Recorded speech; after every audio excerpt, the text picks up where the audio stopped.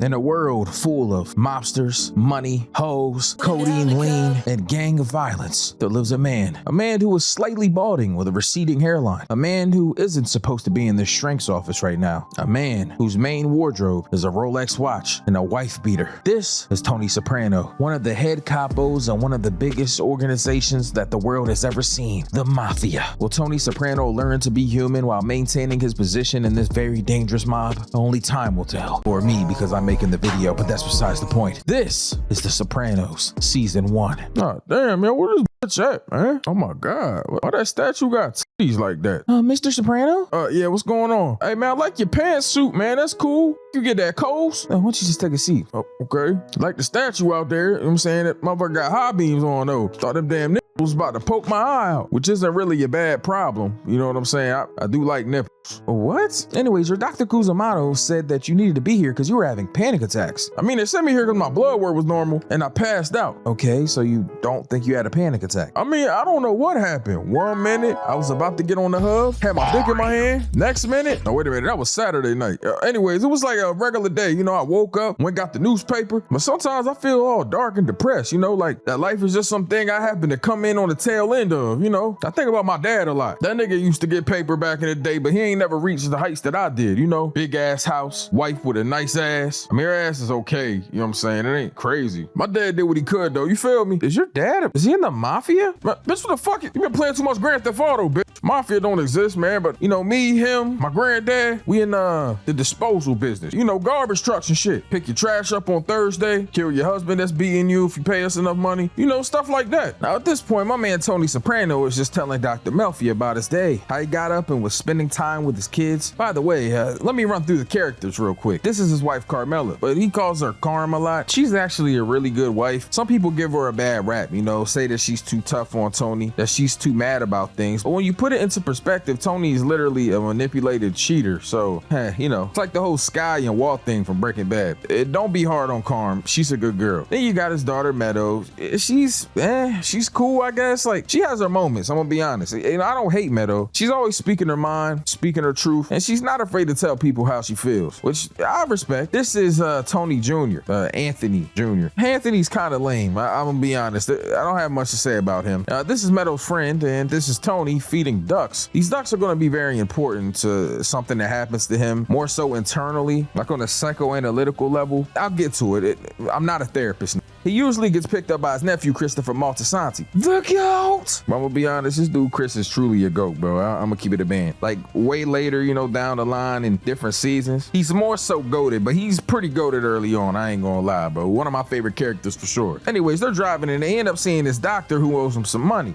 Could be gambling too much. Something that you're gonna get accustomed to in The Sopranos is that people gamble a lot, and then they owe people a lot of money, and then things happen to them. Pretty bad things, like they get their legs broken, their wife fucked, kids get their cars taken, sold, grandmas get murdered in their sleep. Could be anything. Nigga might just break both of your thumbs after using your hands to wipe his ass. I'm just saying. Holy shit, is this nigga chasing after me, cuz? Hey, get your bitch ass back here, man. Hey, Chris, go chase him real quick. Yeah, I got you, Tony. Hold on real quick, Shane. Hey, get the fuck back here, bitch. Now, don't even worry about it. I'm about to hit this nigga with a car, cuz. Holy fuck, this nigga about to hit me with a BMW, cuz? Yeah, excuse me, this is not a BMW, by the way, Tony. I'm just saying. I don't even know what this shit is. What the fuck is this, a Volvo, Shane? Now, this man Tony ends up hitting him with a car. Obviously broke this nigga's legs, can't walk now, and beats the shit out of him. Now, this doctor clearly doesn't have the money, but Tony, well, he's gonna find a way to recoup the losses. Trust me, he always does. Now, my man Tony ends up going to the spot. It's just a little deli spot they go. They have coffee at sometimes. You're either gonna see Tony there or the Bing, which is like a strip club that he bought. Now, this person right here is Silvio. There's Silvio, this guy's Paulie, but the person that we're gonna talk about right now is Tony's Uncle Jr., who was honestly the antagonist for the first season of this show for multiple different reasons. Now, he's about to whack this guy. Whack is like kill a nigga in Mafia terms. I mean, to me, I would just say smoke, destroy, annihilate. My bad, I sound like a fucking transformer performer. Anyways, the problem is though, Junior's gonna have this done at Arty Bucco's restaurant, who was a real close dear friend of Tony's. This is obviously gonna ruin his business, so Tony can't have him do it there. I'm gonna keep it a band. I don't even know why he has to do it there anyway. Like, nigga, just do it somewhere else. Now, before my man Tony can go talk to Uncle Junior, he also going to go see his mom. Tony's mom is somebody that is incredibly annoying, and she's pretty much the driving force for Tony's whole mental issues for most of the series. It's really fucked up, but Tony has mom problems. Anyways, he goes to see her and ends up bringing her a radio and some stuff to listen to music. But Tony's mom, she's not doing that great. She's old, she's kind of senile, but they just be ignoring this shit. I don't know why.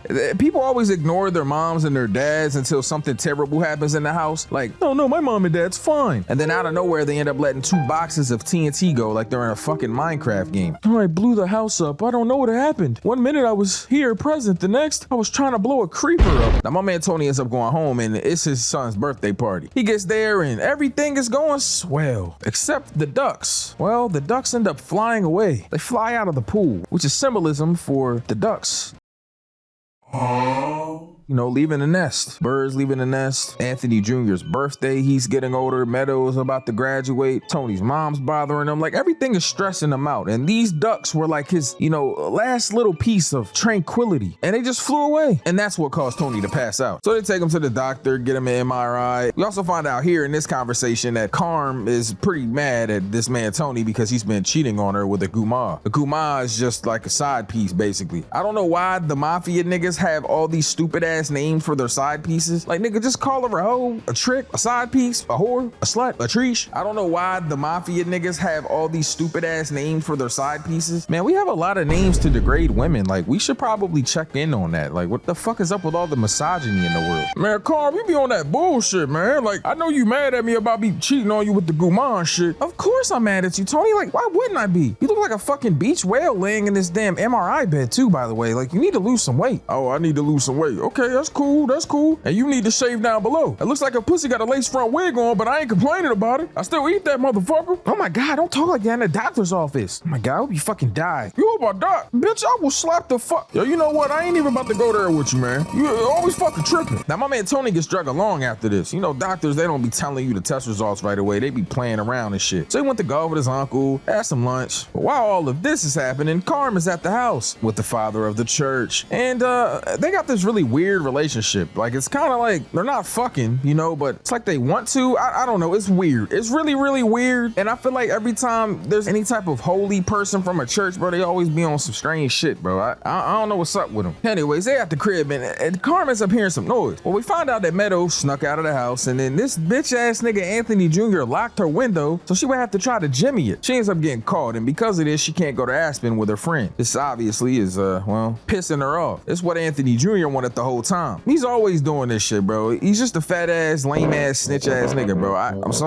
sorry, but it's the truth, bro. He's kind of trash. Anyways, so back at Dr. Melfi's office, Tony's trying to explain to her that these anxiety attacks aren't something he should be worrying about. He has much bigger fish to fry. Ooh, fish fry. We should have some catfish right now. So, Tony, do you feel depressed? Man, hell yeah, man. Since them damn ducks left, you know? Oh, the ducks that left, and then you had the panic attack? Man, hey, fuck you, bitch. I like them ducks, man. You feel what I'm saying? Donald Duck, Daffy Duck, Darkwing Duck, the Mighty Ducks. You know what I'm saying? Like, I fuck with all ducks. That one game, Duck Hunt. You know what I'm saying? Like, I fuck with ducks, cuz. Now, Tony gets mad. He ends up storming out. See, Christopher, the other day at the deli, he ends up smoking a nigga named Emil. This is something obviously Tony wanted to happen. So he had him sniff some coke, and he was coming to pick up some product. And then Christopher, well, he smoked his dumb ass in front of a big ass collage of a bunch of gangsters. It's poetic. Anyways, him and Pussy. Oh yeah, this is Pussy, by the way. Pussy is a character that's going to come up in this season and be the very pivotal part of season 2. But I'm gonna just call him Puss from now on because I can't keep saying Pussy in my video. Anyways, Puss and Chris go to go dump the body, but they realize it's too heavy to get in the dumpster. So they're gonna go find a better way to get rid of it. In the meantime, Tony goes to take his mom to one of these retirement villages. He doesn't call it a nursing home because she obviously wouldn't want to go there. What old person wants to go to a nursing home? That's basically putting a nail in their coffin. So they pop up in there and everything's all fine and dandy until they get in there and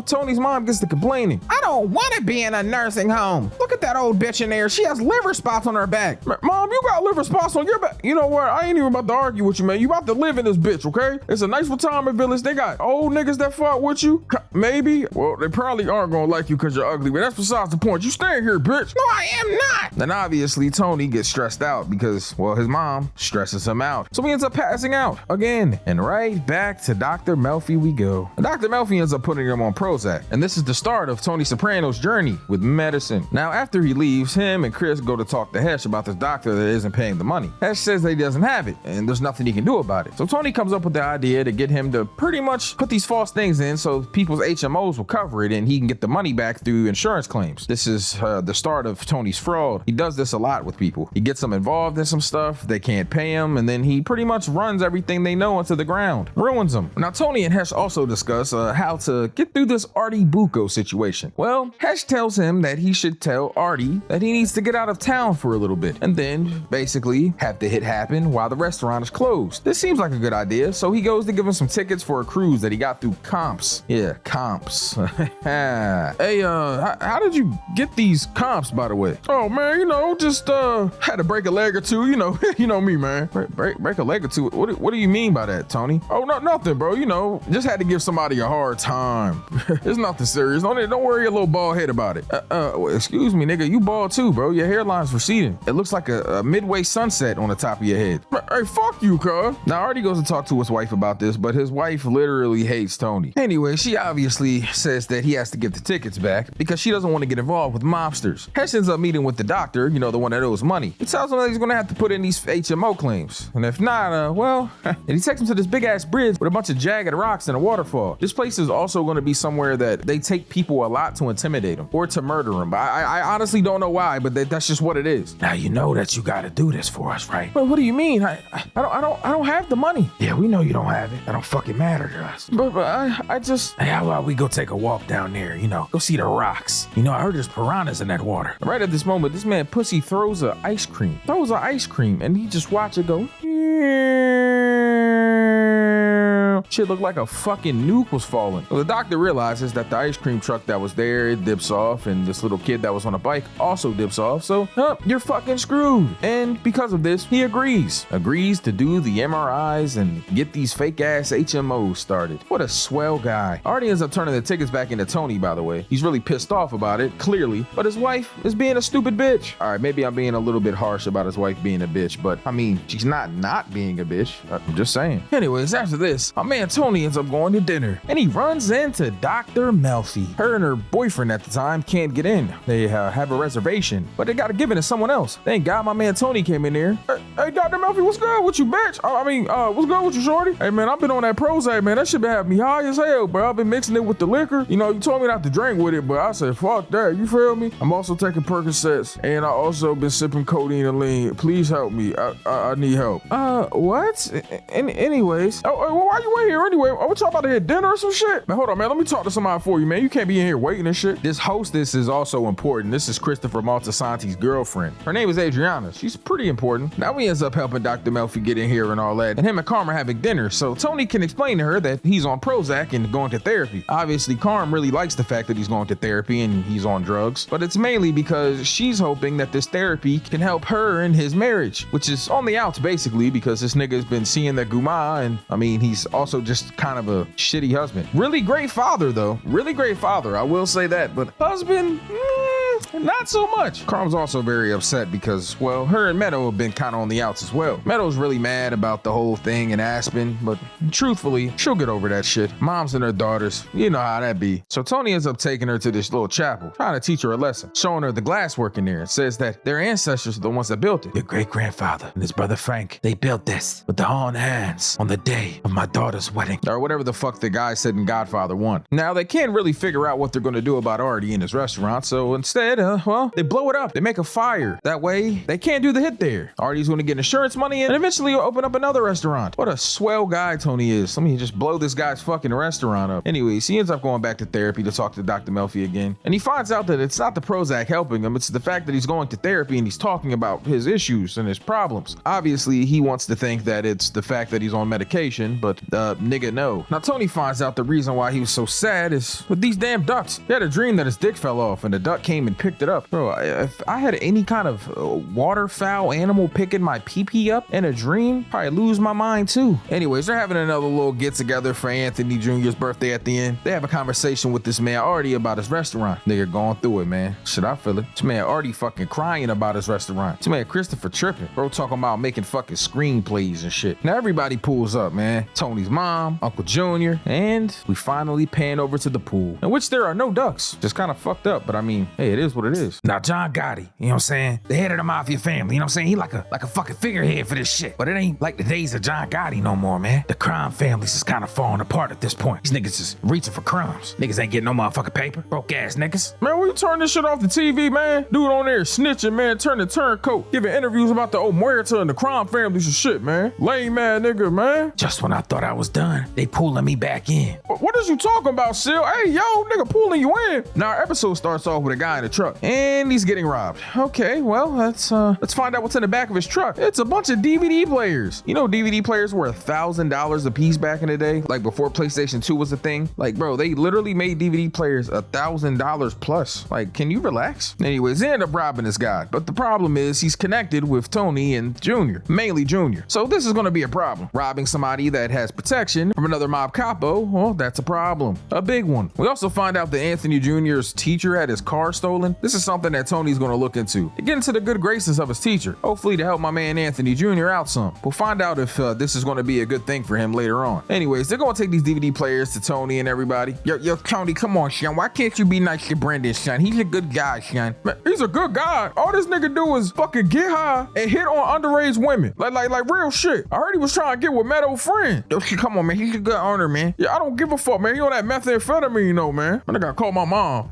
Hey, mom. Oh, look who called me. Now, Tony and his mom get to having a conversation on the phone, but in the midst of this, her fucking stove starts exploding. I'm talking about flames everywhere, bro. Found out that Tony's mom was playing my mixtape in there. Look at her racist ass outside looking at this post office lady. Like, yo, shorty, your house is on fire right now, and the only thing you can think of is being racist? Yo, that's how you know you're a true racist, bro. Your life is in danger, and you still trying to be discriminatory against black people. Like, sheesh, old lady, do better. Anyways, my man Tony is in the middle of doing something, so he sends Carm over there. Now, she called the firefighters, you feel me? They put that bullshit out. My mixtape. And Carm is trying to explain to his mom how she need to take her road ass to one of them homes. Like, shorty, I know that you don't want to go there. You feel like it's a nursing home, but come on, bro. It's niggas there your age, people that can help you if anything happened, people that would remind you that you need to take your medicine, all types of shit. But instead, you rather stay here and literally almost set your house on fire and be racist by looking at the post office lady outside. What a stupid bitch. Now, she in there doing her regular Tony mom thing.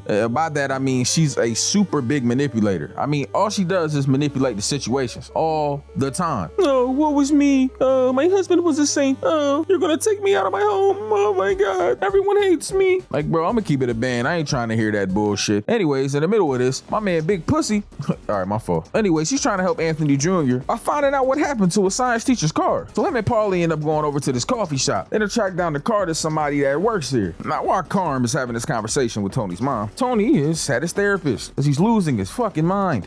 So where are your sisters at? My sisters, I'm gonna keep it a band with you. My sisters, well, one of them ran off, well, both of them really technically ran off. But one, she kind of fat and annoying, you know what I'm saying? She always bitching about something, and she kind of look fugly a little bit. And then my other one, she cool, you know what I'm saying? She quiet, and I like her a lot more than Janice. I'm just keeping it a band. But besides that, though, I mean, shit, I'm here holding all the pieces together, you know, as always. Anyways, my man Tony ends up popping up on his mom, having a conversation with her, seeing what she got going on. He said a little nice Haitian lady over there to watch her. But obviously, Tony's mom is super racist. And Tony is too, apparently, because he walked in and told her not to smoke weed while she's working. How do you know that she smokes weed? And even if she did, nigga, that's her business. I don't like her. She's black and she smells bad. Man, mom, you gotta stop that shit, man. She seems like a nice girl, man. Yeah, nice my ass. Who the hell does she think she is? Anyways, your uncle wanted to talk to you. He sounded agitated. Now, because of this whole situation with Christopher and his band of fucking thieves, all right, my fault, robbing in these trucks that are connected to Junior, Tony has to meet with Jackie Aprile, the leader of the family at this point. But he has cancer and he's also really sick with chemo, so it's probably not gonna last that long. Jackie Aprile is soon gonna have his last meal. All right, my fault, that was crazy. But they have a conversation and they come to a conclusion and a compromise that'll make Junior and Tony happy. Now, part of this is having Christopher pay Junior 15 bands. Obviously, he doesn't want to. So Junior pops up with Brandon, this fucking douchebag, and they have a conversation with Tony about everything that happened. Tony's a little bit upset about it, rightfully so. But this man Brandon is wilding. Bro talking about, hey, acting bust my ass. We know that you've been running things since, you know, Jackie been to chemo sabe. Chemo sabe? Yo, that is fucking crazy, bro. This man is on chemo and he called him chemo sabe, yo.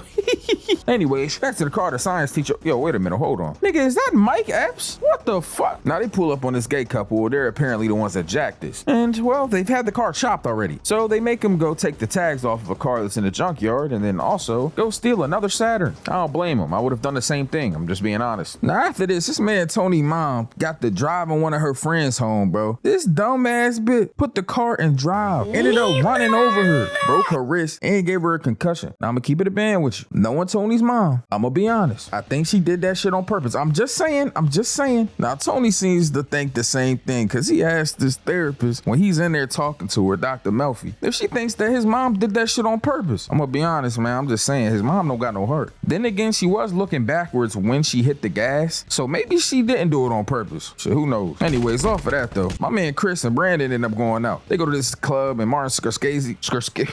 All right, I ain't gonna lie, I can't pronounce that nigga name. I'm gonna keep it a band. Bro got one of them tongue twister ass names you gotta figure out on Wordle. Now they're having a conversation about Tony and how he been shitting on him. They find out about this other truck that's supposed to have these fancy ass suits on it. Now, you know, they've already been told not to hit these trucks, but unfortunately, they don't give a fuck. So they decide that they're gonna hit it anyway to earn their stripes. Kind of crazy though. But don't worry, my man Christopher comes to his senses at some point. Although, Brandon doesn't. This man Chris is like, man, what's the point of being a gangster if we not gonna follow the rules? It's rank and shit. There's levels to this. And sometimes you gotta listen to niggas. Understandably. Unfortunately, Brandon doesn't feel the same way, so they go rob the truck anyway. And yo, whoa. Yo, was that my nigga from The Wire? Hey, yo. They be reusing a lot of the HBO actors in these shows back in the day. You know, The Wire, Oz, Sopranos, you know. Anyways, when bro ends up jumping out of the truck, his gun falls. And the white dude that was driving gets shot in his head. Yep, he killed a fucking truck driver that was connected with a made man. A captain at that. This is gonna cause a lot of problems. Meanwhile, Tony is putting his mom in that retirement facility. She does not want to go there because she feels like it's a nursing home. And that Tony's just trying to pretty much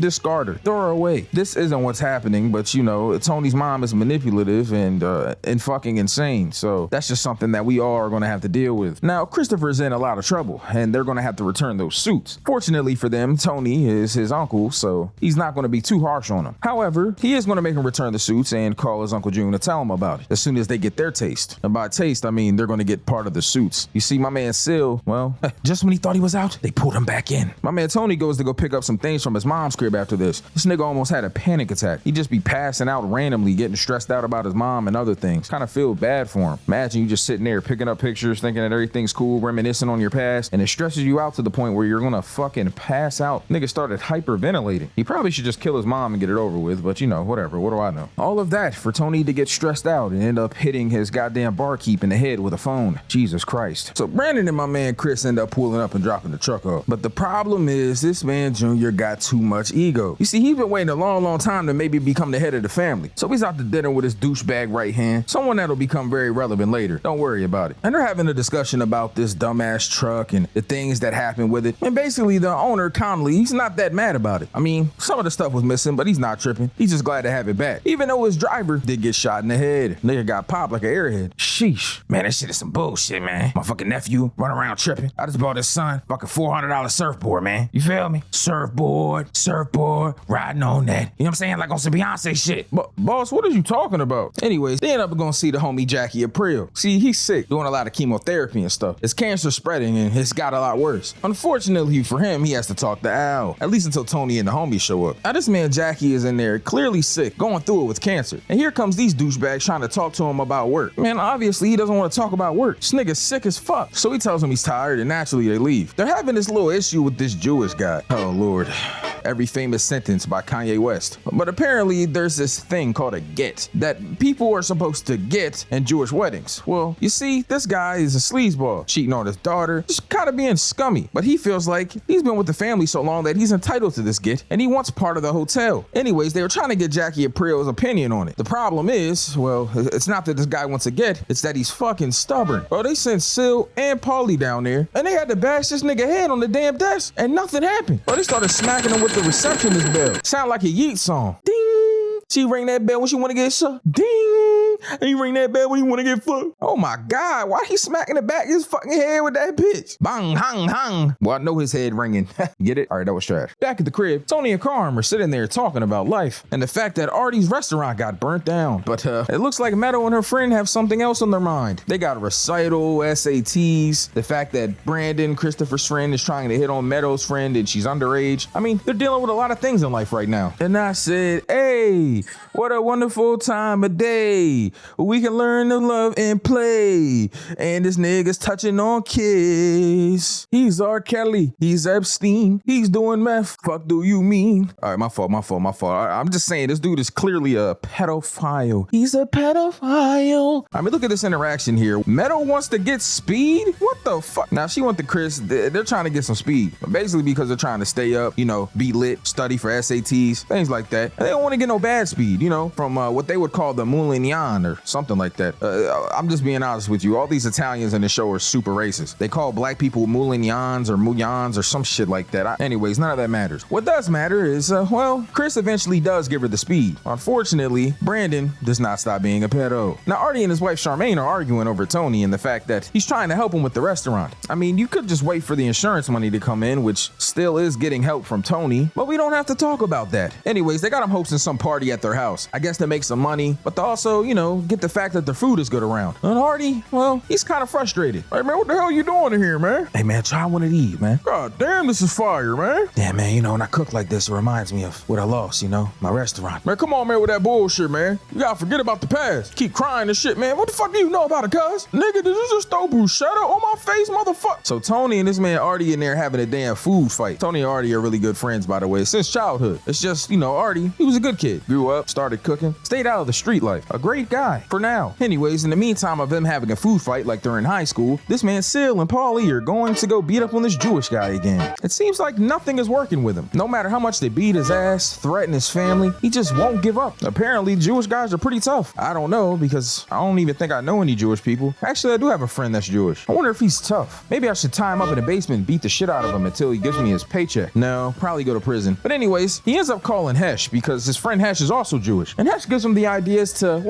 clamp the old love sacks, his scrotum, his baby makers. Anyways, my man Tony was promised that he was going to get a piece of these motels if he could get the Jewish guy to, crack. And Tony did what he was supposed to do. But now this guy, he's like, I'm going to give the guy 15% of the hotels and he'll give me my divorce so he doesn't marry my daughter.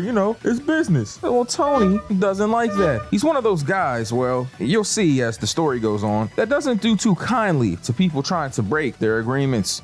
And by too kindly, I mean, he literally just doesn't let them do it. It's actually pretty bad. I'm going to be honest. Don't owe Tony anything. That's the best way I could put it. Anyways, after all of this happens, Junior, he goes to go see Tony's mom, the devil. And they have a conversation about this Filone kid, Brandon, and Christopher. Well, it seems that Tony's mom sees Christopher like a son as well. But the Filone kid, I don't know. Now, all of this makes sense. Perfect sense, honestly. I mean, she's basically telling this nigga Junior, hey, don't do anything to Chris because he's awesome and I love him. But that other kid, fuck him. Tony's mom will always subliminally just kind of tell Junior what to do and how to do things. Anyways, at the end of the episode, we see how things unfold. Meadow does a recital. Tony and Carm are there having a great time. Carm even sheds a little tear. And Chris, there was a mock assassination. It was just to scare him, They didn't really want to kill him. They just tied him up, beat him up a little bit, and then shot a gun at his head. It didn't have any bullets in it. Well, the Brandon kid, though, he's not so lucky. Your boy Al, he went and did the deed. Seems like Al is a cold-blooded killer, by the way. I've seen him kill people a couple times in this show before. Well, you know, he's doesn't really hesitate. Anyways, we start episode 4 with this man Tony having a very terrible dream. His mom is Dr. Melfi for some reason. Jackie's in the damn room. It seems like Hesh, Paulie, Pussy, Sil, they're all just in there and they got appointments. Like it's really bad. This is touching on multiple things here. Tony walks out and sees his son, which is a reflection of his youth, but also his mom is in there and she is Dr. Melfi, which to me is some sort of like symbolism. The root of his problems is his mom, and that's why he's in therapy in the first place. He's stressing about Jackie, which makes sense for him to be there as well. And all of his friends being there is because, well, he's stressed that any of them finding out that he's in therapy could be terrible for him. They could testify against him, which they're not allowed to do unless you talk to them about actual acts of violence. Well, then they are permitted to talk to the police about it. Anyways, my man Tony wakes up from his dream. He's fine, but Chris isn't. He just got out of the hospital and his girlfriend knows that he shit himself. He hates the fact that she knows this. Chris is one of those abusive types. He kind of hits on her a lot, grabs her up. Adriana, she's a good girl. She's just kind of green. You'll see why later on. Anyways, they end up going to Brandon's house to score some shit. Unfortunately for them, Brandon is on his way out. Well, he's been on his way out, actually. He's dead. They're freaking out now because, well, mock execution, my friend's dead. This is not good. Now, this dude, Tony's kid, is in school, and he got into it with this random ass kid he's playing a prank on. Apparently, they used to be friends. They went to camp together, all types of shit. But they end up scrapping in the middle of the hallway. I mean, a good old-fashioned school brawl. Oh my God, they're fighting. Look at the fat kid. I mean, fuck you, I'm big boned. Anyways, they get scrapping, and it looks kind of like a tie. This fight isn't over, by the way. Well, not by a long shot. Anyways, he rips his shirt, which his mom ends up getting mad about. It's a $40 shirt, by the way. My gosh, nigga was going to school at that age with a $40 shirt on? Be lucky if I had a $40 pair of shoes when I was his age. We were poor, so, you know, hand-me-downs or fake Jordans from the flea market. Anyways, my man Tony has been going through it with Dr. Melfi a little bit, and he wants some information about her because he's afraid that someone might find out that he's been going to a therapist. So he has his private eye, keeping an eye on him. Now, this private eye, he's a pretty good guy. I mean, he's a gambling scumbag, but all things considered, he's not terrible. He does a lot for Tony for a cheap price or a little bit of interest off of what he owes. Anyways, he probably shouldn't have sent this guy specifically after Dr. Melfi because, well, he's an asshole. He thought that this was one of Tony's gumas or side pieces. So he stopped her while she was on a date with some random square. Beat the shit out of the guy. I mean, literally had Dr. Melfi watching, talking about why you with this fucking chuck roast and you got prime rib at home. Yo, first off, hey, yo, why is you calling this man Tony Prime Rib? I think this detective had the wrong idea. Really beat the shit out of this guy, though. Jesus. Anyways, none of that matters. What does matter is, well, he did his job. Kind of.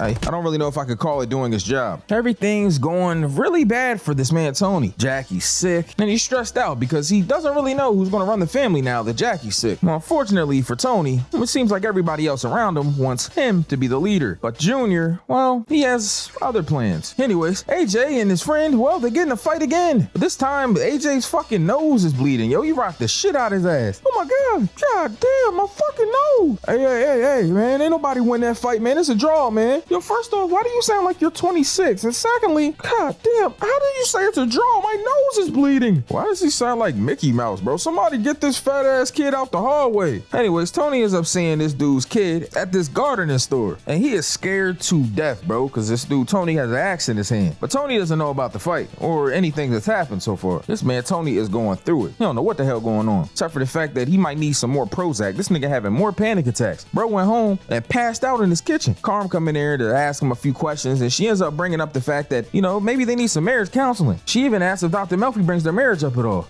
Honestly, no, not really. And even if she did, Tony wouldn't tell Carm. This nigga don't give a fuck about her. Now, my man Chris is also going through it around this time. Seems like everybody thinks that he's out of commission, that this nigga had a little BM out in the field, out in the Meadowlands. That is what happened. I mean, this nigga did shit on himself, but obviously he doesn't want everybody to know that. So he goes to go get this 10 points from this black guy in the hood. You know, 10 points is some bread that he owes him. It's his cut. But Junior Sopranos boys came and got it. They apparently put a Smith & Wesson in this black guy's mouth. Sounds like the beginning of a freaky ass porno. Anyways, none of that matters. But what does matter is the fact that, well, this nigga is not playing with him. This dude Chris beat the shit out of his dumb ass. Told him he don't care if they put a Scud missile in his ass, that he's gonna bring that money money to him. He popped him like this man Tony be popping these Prozacs like Tic Tacs. Just when you think that nothing else could go wrong for Tony, Jackie Aprile dies. He's at the Bing and they play it on the news. He was only 44 years old. He also finds out from Chris what happened with, everything they've been doing to him. And this makes him lose his shit. But instead of retaliating with violence, he goes in hot and heavy, like his uncle said. Anyways, he tells Uncle June that they need a leader and he wants it to be him. Basically, his plan is to let Junior be the head of the family and take all the heat while he makes all the decisions in the background. He also gets Bloomfield in the paving union for this. It's mainly because when you're the head of the family, you basically get a cut of everything. You get your taste, if that makes sense. Anyways, none of that matters. What truly matters is that Tony is obviously the boss, but June, well, he thinks he is. AJ, well, he was supposed to have another fight with that kid, by the way. I forgot to mention that. But what ended up happening is the kid came and gave him the money for the shirt. Yep,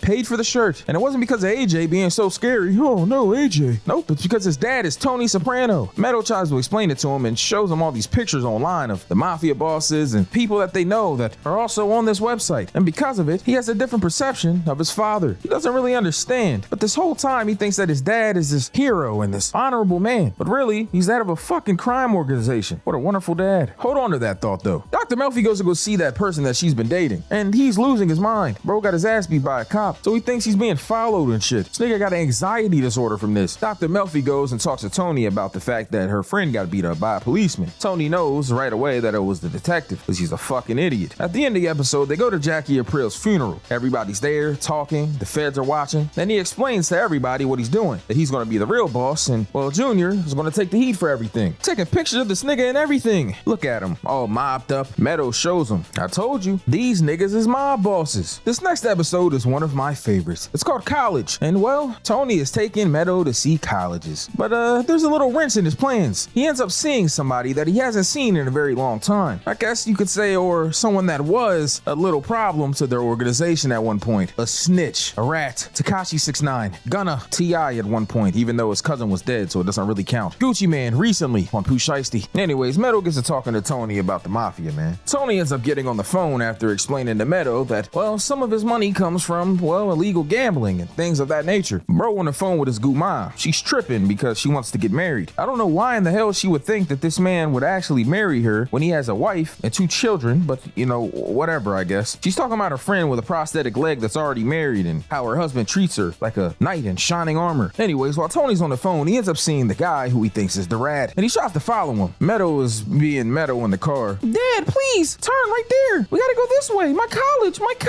Dad, please. Dad, if you don't turn, we're gonna miss it. Man, will you shut the fuck up, Meadow? Damn. You see I'm trying to chase this nigga? Like a Grand Theft Auto mission right now, cuz. Anyways, they end up stopping at the motel, and he calls Chris to tell him about the guy. Makes him go out in the rain to call him, just because, you know, their phone could be tracked or bugged. Anyways, he ends up pulling up, calls him on the payphone, and he ends up getting some tag numbers from Tony. He wants to find out if this is the guy that's actually the rat. He was in a witness protection program, but they kicked him out of it because this dumbass nigga was going around to colleges talking to him about mafia business. What a dumbass. Now, while Tony is trying to find a way to get to this guy, he needs to buy some time. He goes out to dinner with Meadow in the meantime, and he tells her how beautiful she is, you know, sucking up to her because, well, she's kind of on to him about this whole mafia thing. But he ends up explaining to her a little bit about it, how his dad was in it, his granddad was in it, great-granddad, I mean, shit, whole family was in that shit. And how him being a rebel would have been like selling patio furniture or ice cream or scooters. I always wanted to be a scooter salesman. Not because I wanted to sell scooters, but I just like electric scooters. They're cool. I might buy one. Anyways, that's besides the point. While all of this is happening, the father from the church, he pulls up to this bitch Carm's crib and he's staying the night because it's raining out. This nigga just be going to her crib, getting dinner, watching movies. Now, while they're there, unfortunately, Dr. Melfi calls to check on Tony. And, well, Carm answers and finds out that his therapist is a woman. Yeah, Tony's been keeping that from her because he knew that this was going to happen. I can't believe that this bitch ass nigga is seeing a woman therapist. He's probably fucking her. That's why he's acting like that.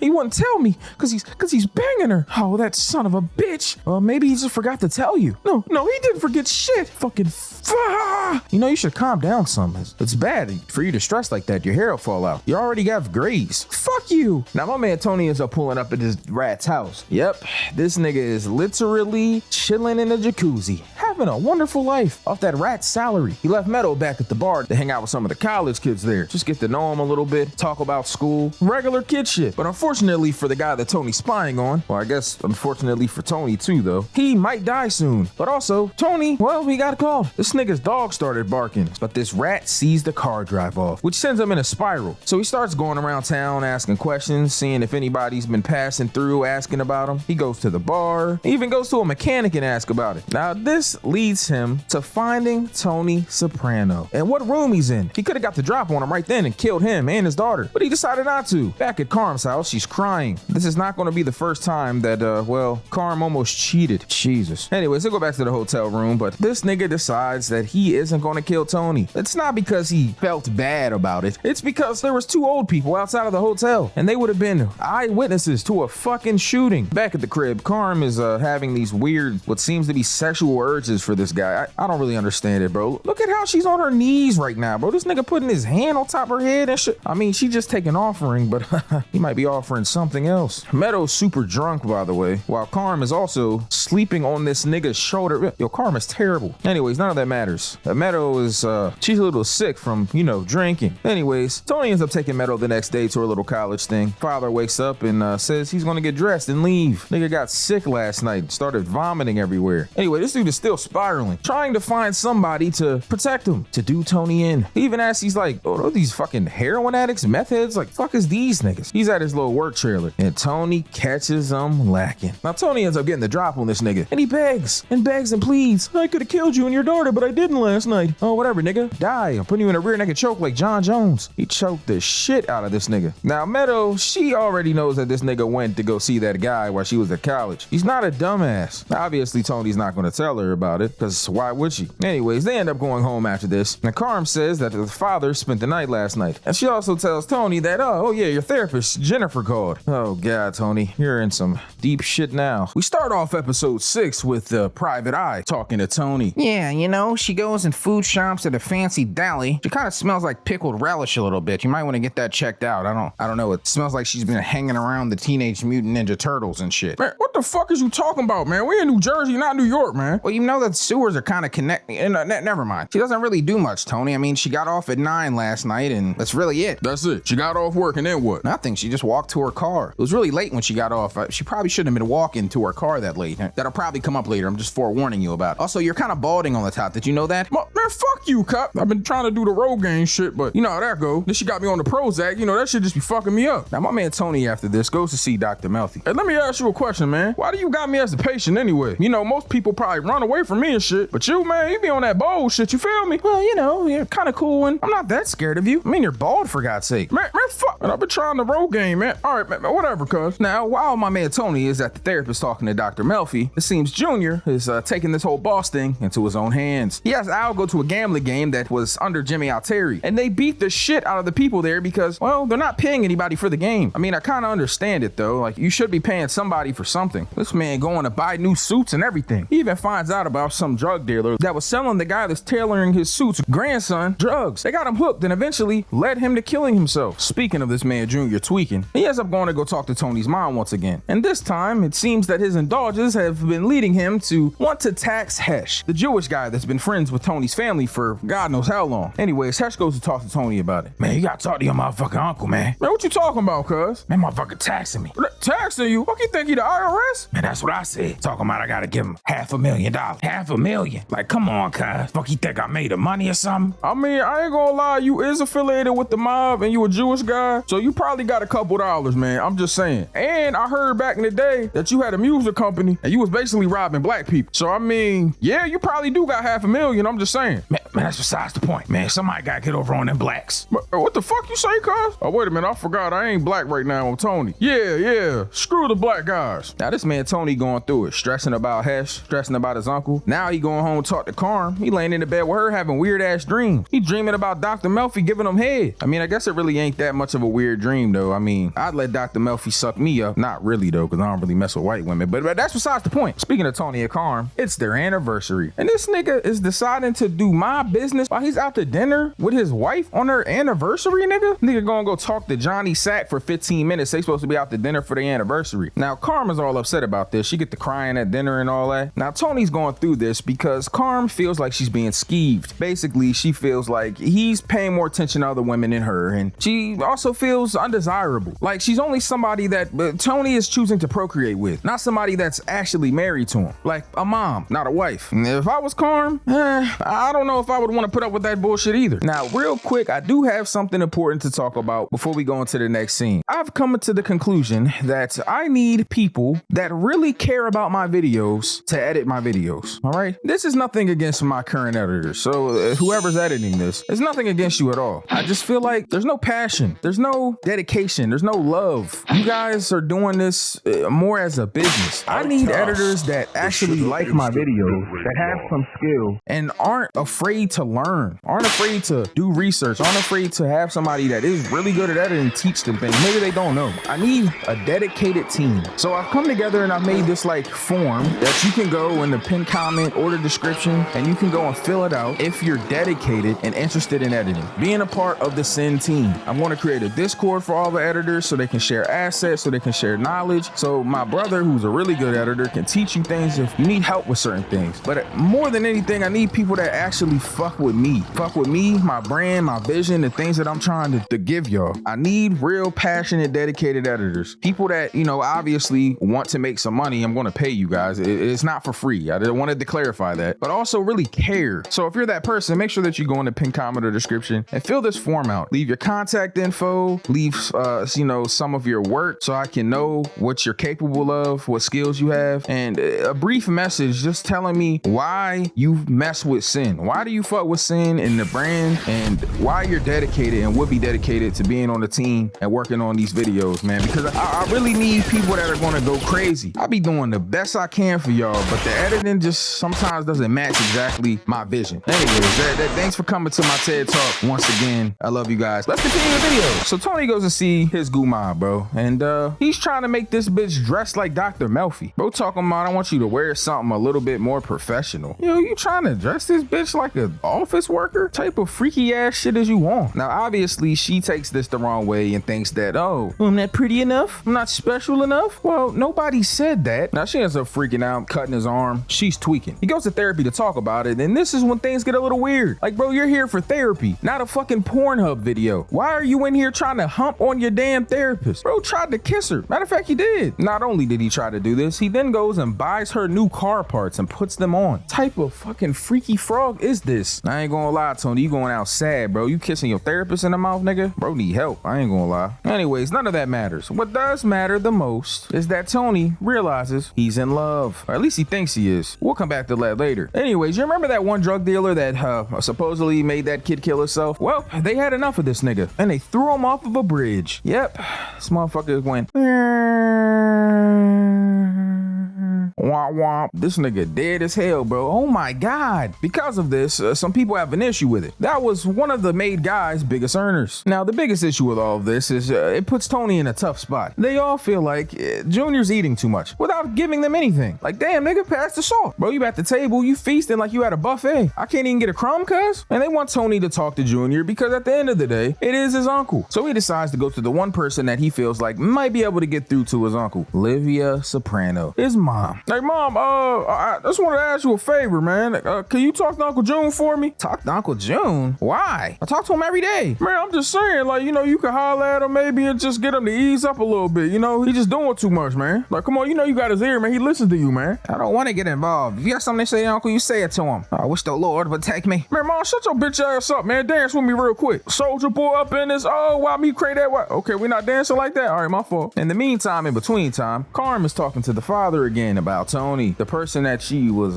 having some intimate feelings about not too long ago. And by not too long ago, I mean literally last episode. But you know, whatever. What do I know? I'm just saying, if the father didn't end up throwing up randomly, she might have done something that, well, she couldn't take back. Might have got that nigga killed. Now, Tony goes to talk to Dr. Mafia, and she wants to talk about what happened the other night. She also wants to find out if he's the reason why her car got fixed. She's been freaking out about it this entire time. I would be too if my car randomly got fixed. Because what the fuck? She feels like it's an invasion of her privacy, which it is. It's kind of like Tony went in the woman's bathroom. Like, nigga, sit your horny ass down somewhere. Man, so you telling me you don't love me, bitch? Damn, cuz. I fucking love this stupid ass bitch, bro. I can't believe she treated me like that, cuz. No, I don't love you. Also, can you please stop doing stuff to my car? It's an invasion of my privacy. Man, so you don't want me to fix your fucking car too? Man, you know what, man? This is what I be saying. You be doing stuff for these hoes, and they don't even give a fuck. Man, that's crazy, cuz. I did that out the kindness of my heart, cuz. Now, Tony ends up leaving and going to talk to his Uncle June. And, you know, they have that conversation about what happened. And he basically just wants Uncle June to take it a little bit easy. And, you know, Uncle June, he's going to do it. Not because he's a bitch, but he respects Tony, but also doesn't want to piss off the captains. So instead, you know, they decide that instead of $500,000 to do $250,000. Now, he takes that $250,000 and he gets Uncle June to divide it into the new captains. Give him a little piece. Tony, he gives his piece to Hesh. I honestly don't understand why. Still don't get it. Shit, it is what it is. Now, at the end of the episode, they basically have a dinner and congratulations for June. And we see them taking pictures. And now the old capo is the new leader. Corrado Jr. Soprano. Boss. Yo, come in here. Yeah, man, he's not even gonna know. Man, they barely use this wine anyway. You know, people drink it when they do the offerings and shit. The offerings? What are they offering? Like goats? Isn't that some devil shit? No, dumbass. It's like they're taking offering. You know, they eat the little crackers or whatever. Crackers? Shouldn't call white people that, AJ. Now, as you can see, episode 7 starts off with AJ and his little friends deciding that, well, they're gonna go get drunk off of the wine that they use for fucking offering. Oh my god, bro. Anyways, in the meantime of him getting drunk and getting caught by his gym teacher, I don't know why they thought they should get drunk and then go do fucking up downs and jumping jacks. Obviously, you're gonna throw up everywhere. Shit, I'll throw up everywhere doing a bunch of fucking up downs, and I don't even drink. Anyways, Tony goes to go check on this construction work that has seemed to have been halted because they owe my man Chris. That sports betting shit be fucking niggas up. Parlay didn't hit, now you into it with the mob. But my man Tony got a call in the middle of this. So they pop up at the school, and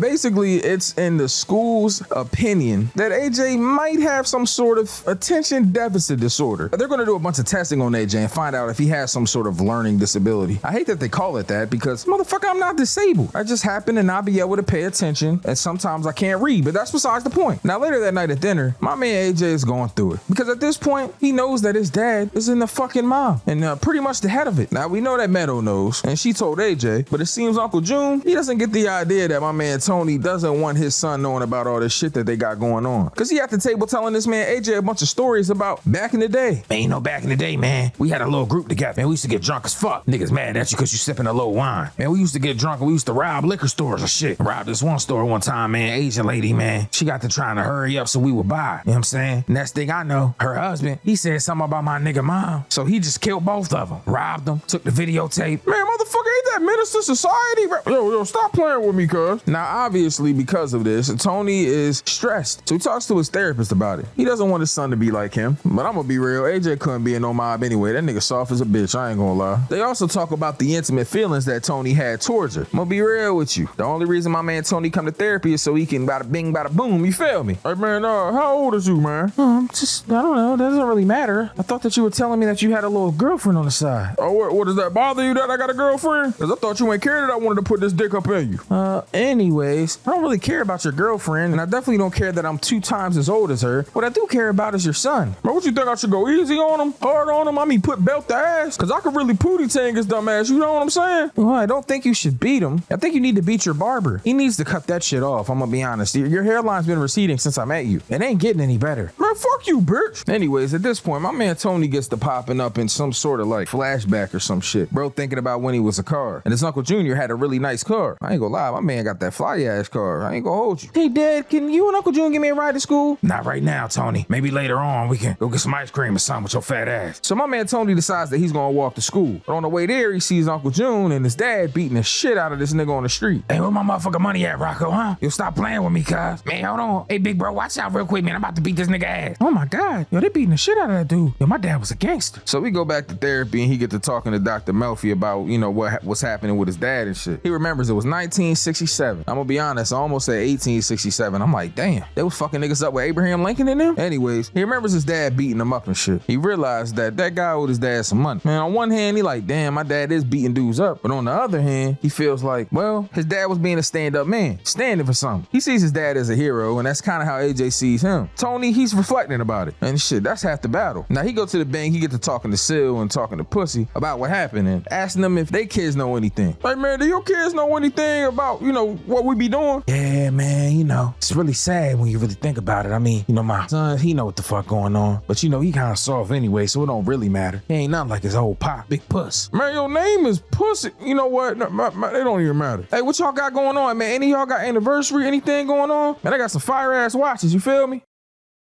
So none of y'all gonna take any of these watches? Now back at the crib, Tony's talking to Carm and they're having a discussion about ADHD. You know, white moms love they books. Bitch reading an ADHD book. Man, you know, if your son wasn't around you so much, he probably wouldn't be acting the way he is. What the fuck? You think my son is the way he is because he be around me? So what you blame Meadow on then? The straight A student, head of the choir, be getting all the niggas. Like daughter, like dad, you feel me? I get hoes, she get niggas. Oh my God, this isn't going anywhere. Now my man AJ, he's suspended from school. So they send him over to spend time with his grandma. He rode his bike all the way over there to spend time with her. She made sure to remind all of her friends about that, but then talk shit about her when she walked away. Don't worry about her, baby. She had a stroke. That bitch might croak any day now. Grandma, you shouldn't talk about people like that. Oh, whatever. I don't care about that old bitch. She owed me 40 marbles from poker last night. Now AJ spending time with his dad. This man changing the tire. Look at this manly ass dude, Tony Soprano, man. Changing tires and shit. Shit, your boy saying? Fuck that, bro. I don't be caring about all that manly shit. I ain't doing none of that shit when I can get somebody else to do it. Hey, but I respect niggas that do their own thing though, you know, oil changes and all that shit. Your boy saying ain't doing none of that. Speaking of have him do it for me, my man Tony feel like he need to have somebody fix his damn mental problems. So we head back over to Dr. Melfi to talk to her about his life, about Uncle June. How were you thinking about your uncle? I don't know. I just remember this one time that my sister went somewhere with my dad and I couldn't go with him. So the next time I hopped in the back of the trunk, hid myself, followed him, and I found out that he has been taking my sister to the fucking amusement park. What the fuck? Now before this happened though, my man Tony was in the house talking to his crazy ass mom. You're driving me crazy. I'ma stick this fork in your eye. Like, okay, mom, the fuck? Terrible. Like, why are you talking to me like that? Shit I be going through, man. Crazy ass mom, dad taking my sister to the amusement park. This is my life in a nutshell, man. Look at me sitting in the back of a trunk with these stupid ass Converse on. Yo, niggas still wear Converse? I ain't gonna lie, niggas gotta grow up, bro. Put some real shoes on. All right, my fault.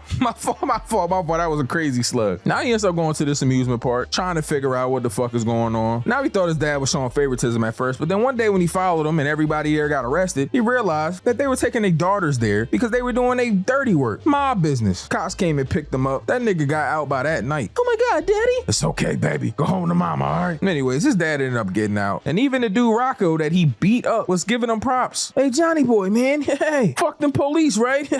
Like, bro, he just beat the shit out of you earlier. Like, why are you giving him props right now? We also find out that Tony's dad used to pass out. He passed out. And shit, his son probably gonna pass out too. We find out that there's people that his dad wanted to do business with that ended up inventing these sandwich ties. And they got millions and millions of dollars for nothing. His dad wanted to go in a partnership with him, but his mom wouldn't let him. They were gonna move, try to get out the game, and there his fucking mom goes. Man, you remember what dad wanted to go with that one nigga that made sandwich ties? He wouldn't let him and shit? Wanted to start a business with Rocco. You feel me? You remember that? Man, you tell me one time that your dad didn't know exactly what he wanted to. Man, I don't know. Every time you talk to him, you old baggy face bitch. Face look like a droopy sandwich bag right now, man. Ironic, because you wouldn't let him go make sandwich ties. Now after this, Tony ends up going to go talk to the guy about the ADHD testing. So there's no sign of any like neurological issue. They think that Anthony, he doesn't have ADD, but he's borderline. He has 5 of the 6 symptoms, but not 6. And Tony Soprano seems to think, man, you know what? Fuck that. Man, y'all think every problem is a disease, man. He gonna pay for what he did, man, but he gonna be fine, man. We shouldn't even have to pay for this. Yeah, my husband's right. I don't think we should have to pay for this. You guys suck. My man Tony ends up going home. His son, he's on punishment, but he makes him a sundae. Sprinkles, whipped cream, good ass ice cream, you know, doing everything that he should be doing for his son. Some real dad shit. And that's the end of episode 7. Episode 8 starts off with Chris Maltasanti having a dream about Italian sausages. Like, what type of freaky ass shit is that? Yo, is some dead guy feeding her sausage through a freezer? Hey, can I help you? Yo, let me get a salami sub, man. Hold the mayo. Man, we out of mayo anyway, man. You ain't put mayo on your sandwich? Man, mayo be slapping. Okay, but you just said you don't have any mayo. Like, how you gonna say I need mayo on my sandwich? You ain't even got none. Man, shut your whole ass up anyways, man. At least get the garlic aioli. Wait, hold up. Nigga, is those bullets? Yeah, you fucked up, man. You left one at the table. Stupid ass boy. Now, my man Chris is having this dream because he's feeling like anything could happen any of these days. And he might get in trouble or get caught up for this murder that he committed. It doesn't help that when they went to a wedding that one of their maid guys told him that, well, the federal government is handing out indictments. Lucky for Tony Soprano, he made June the lightning rod, made his dumbass the person that they're viewing and speculating on. Anyways, it's got all the maid guys freaking out. They done gave the bride a bunch of money. This nigga pussy went and took the money back? Oh, he's out of pocket. Anyways, Tony's like, fuck it. He ends up going home, collecting all the money out of the ceiling, all the guns, all the extra stuff. Better get AJ's computer too. You know there's some porn on it. Looks like Meadow had the same idea. You better get your computer wiped. The feds are onto us. You don't want them to see all that porn on there. Oh shit, I gotta delete it. I've been on Pornhub searching furry. Now, the season 1 is kind of funny, bro, because they've obviously changed actors and actresses throughout the seasons. Like, look at this scene right here where Pussy's burning stuff at the grill. This woman right here is his wife in season 1, but his wife later on doesn't look anything like this woman. Anyways, none of that matters. What does matter is this man Chris is writing a fucking tell-all. Man, why'd you sitting here writing all your intimate stories about the mob in a damn script? This nigga the Tekashi 6ix9ine of Sopranos, bro. Chris, you gotta relax with that. He gonna end up like Gunner, bro, signing an Alfred plea. By you signing this Alfred plea, you are acknowledging the Tony Soprano gang as a part of the mob.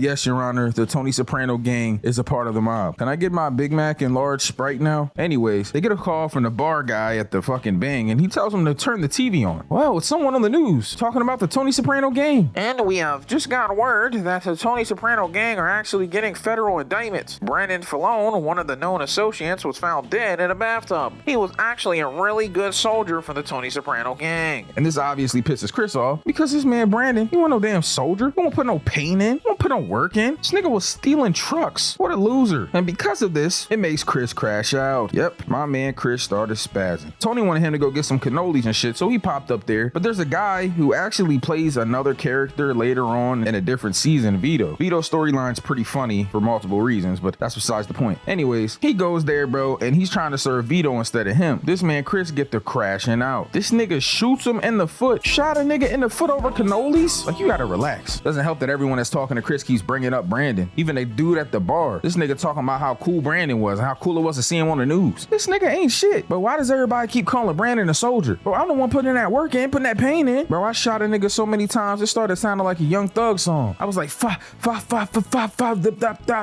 the lifestyle. Yo, what is you talking about? Anyways, after this, my man Tony is going around and he's pretty much scouring every single place for bugs. But also, he goes to the retirement home and he gets Carm to take his mom out so he can come in there, hide his stuff in there. He also feels like the feds, they're not going to bug the retirement home, which he's smart for thinking, but not entirely smart because, I mean, the feds are petty. For now, at least, my man Tony feels like he's safe. He also has to go and clear some things up with Dr. Melfi, telling her that these indictments are coming out and that she might have to land it soon. It's kind of sad because, I mean, Dr. Melfi don't really got shit to do with this, besides the fact that she was at dinner telling her family that she's working with a known associate to the mob. Oh, Mom, who are you working with? Is it that Tony Soprano guy? Anyways, Chris is stressing out. Whole bunch of bullshit, man. Man, what you in here tripping for? I'm writing this script, man. I only got 19 pages, man. They say movies got like 120. Man, you in here writing a fucking script, man. Is you telling the business, man? No, man, I would never do that. Man, you need to put that script down so we can get this motherfucking dick sucked and he gonna be feeling good tomorrow. You feel me? Man, I'm trying to get something swallowed. I'm talking about.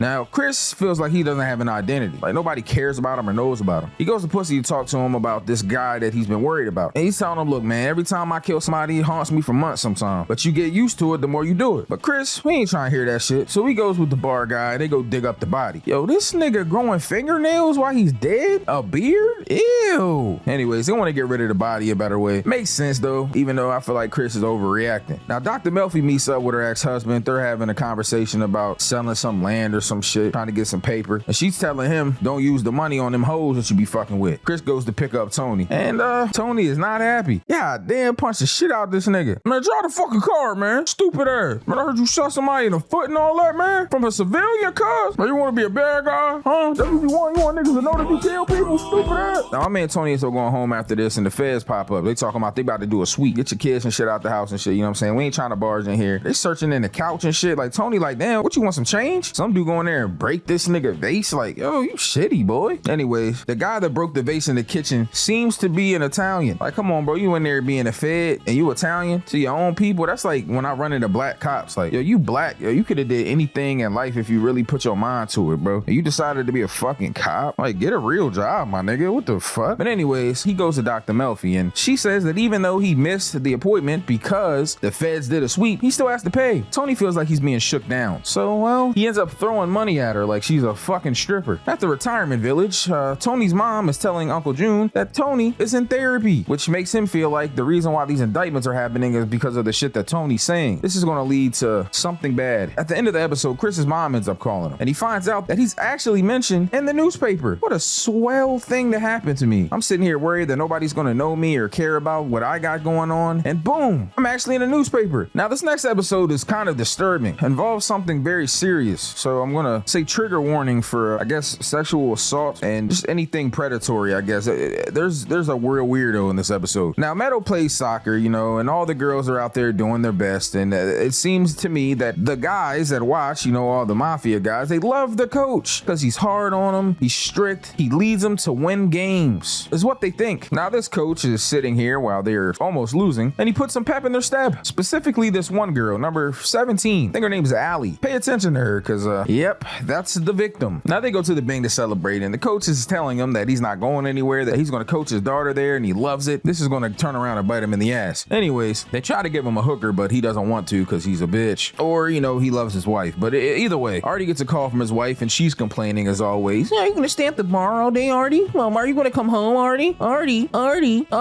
Like, bro, shut the fuck up. God. Anyways, Junior Soprano is talking to his attorney, and they're trying to offer him a plea to, like, you know, they just want him to snitch. That's all the feds be wanting. Hey, just tell on everybody, and you might be able to get off scot-free.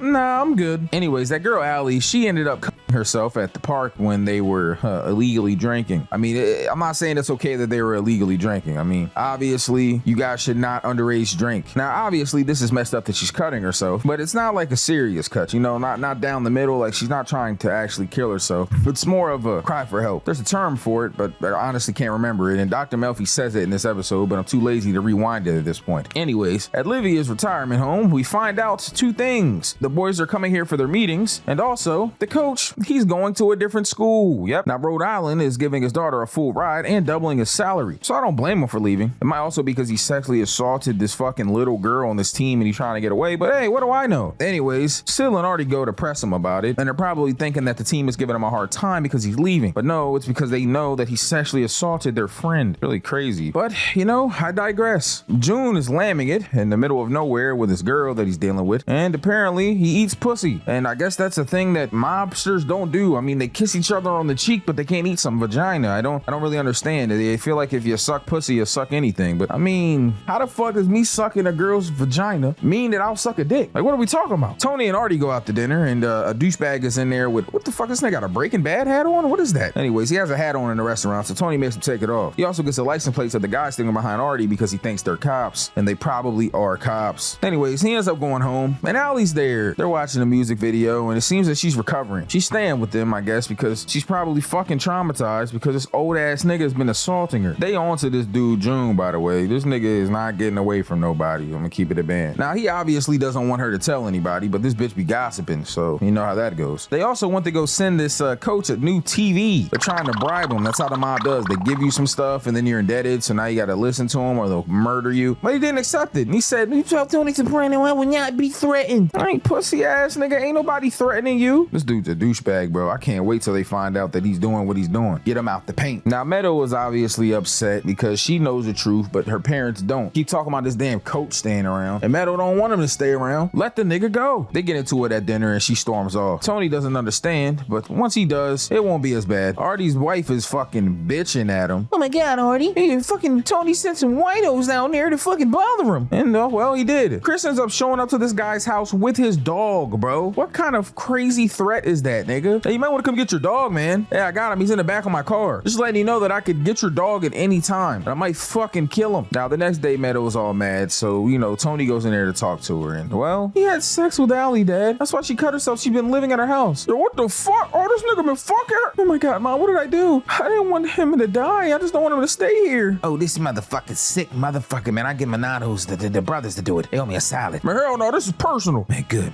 because I wanted to do this myself anyway. Oh, I swear to God, I want to do this to this nigga. Hey, man, this fucking coach, man, y'all sending winos down? Man, you nigga calm down, or you don't even know what happened, man. Little Allie, he fucked Allie. What the fuck you mean he fucked her? Man, he put his motherfucking dick in her, man. We need to kill this motherfucker. Oh, man, he drove my little girl home one night from the supermarket. Man, Tony, man, I swear to God, man. Man, don't even worry about that, cause he ain't doing that shit no more, cause he might not even be doing nothing no more. Anyways, June and Tony and all of them end up going, you feel me, and they playing golf. But Carm told Tony about the fact that June, he be eating pussy. So he's making fun of him saying he in the muff, you know what I'm saying, and all that. that, but Uncle June clapped back, talk about how he in his little psychiatrist shit. This is bad. So June ends up telling Al, well, this nigga Tony's and a psychiatrist, and it might be the reason why they're getting indictments. Hey, man, I just wanted to say thank you, man, you know, for telling me about Dr. Melfi, man. It's some cigars and shit. Now, be careful with them, though, you know what I'm saying, because they got some crazy side in them. Yo, hold on. I got a phone call real quick. Hey, what's good? Hey, man, it's done. Yeah, I ain't gonna lie. You need to get the fuck down here, man. I'm talking about this is a crazy hit. One of the biggest ones we ever did. Damn, what you mean one of the biggest ones we ever did, man? And I'm talking about there's enough money in here to put down a motherfucking small country. You know, you'll have to get infantry, RPGs, Dave Blunts. Dave Blunts? I mean, yeah, you just fly over a small country, you drop Dave Blunts out of the airplane. Damn, that would take down a little country in Africa or something, you feel me? Now they go to check on this score, and you know, my man Christopher, he could stay there and cheat on Adriana like Tony and Paulie is doing. Instead, he decides to take her to see Rent, and then they go get some burgers at this ghetto spot. Yo, who the fuck is that? Yeah, I feel like I've seen him before. Isn't he in a movie? Yo, that's the nigga that fucked the white bitch in Life. God damn, yo, can I get some motherfucking hamburgers or something? Well, black guy got a whip to get a burger, man. Hey, man, bold men make bold statements. Man, whatever, man. You look like the burgers back there, black ass boy.